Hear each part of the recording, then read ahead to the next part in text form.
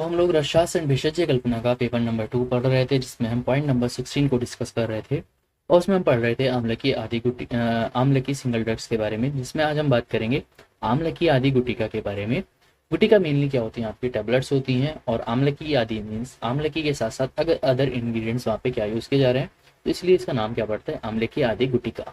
ठीक है, तो अगर हम बात करते हैं इंग्रेडिएंट्स के बारे में, तो यहाँ पे कौन कौन से इंग्रेडिएंट्स बताए गए हैं, इसका रेफरेंस है शाड़ंगन संहिता का मान्य खंड वटी कल्पना में इसका वर्णन मिलता है। ठीक है, तो इंग्रेडिएंट्स कौन कौन से हैं, आम्लकी, कमल, कुष्ठ, लाजा, वाटा और मधु।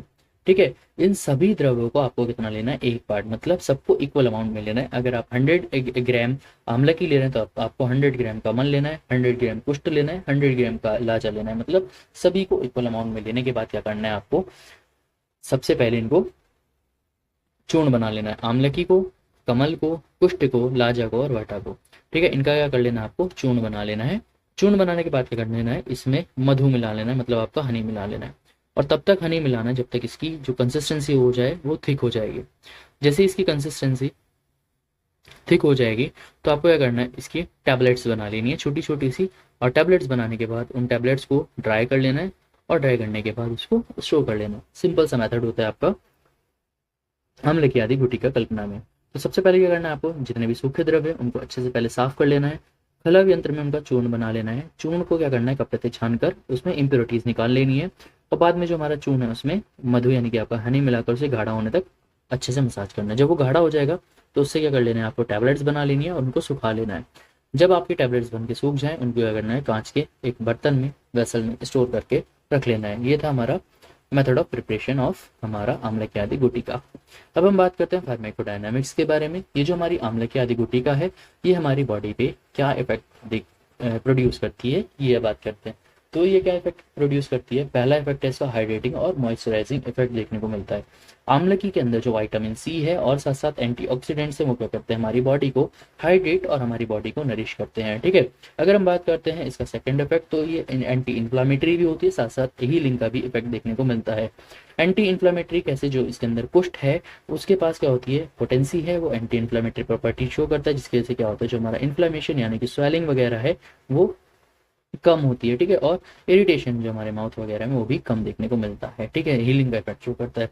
इसके बाद है नेक्स्ट प्रॉपर्टी कि ये कूलिंग और सूदिंग इफेक्ट प्रोड्यूस करता है। इसके अंदर जो कमल है वो क्या करता है, उसके पास नेचुरल कूलिंग इफेक्ट होता है, जो क्या करता है, हमारी बॉडी को काम करता है, और हमारी बॉडी में जो हमारी म्यूकस मेम्ब्रेन उसको ठंडा करने यानी कि कूल करने का काम कर रहा होता है। ठीक है, इसके बाद हम बात करते हैं डिमल्सेंट्स एंड ल्यूब्रिकेटिंग इफेक्ट। ये हमारी बॉडी के टिश्यूज जो है उनको लुब्रिकेट करने का भी काम करता है। तो इसके अंदर जो हमने हनी डाला था वो एक अच्छा डिमल्सेंट होता है। ठीक है, वो क्या करता है, हमारी इसमें कोटिंग करा लेता है हमारी म्यूकस मेम्ब्रेन को, और साथ साथ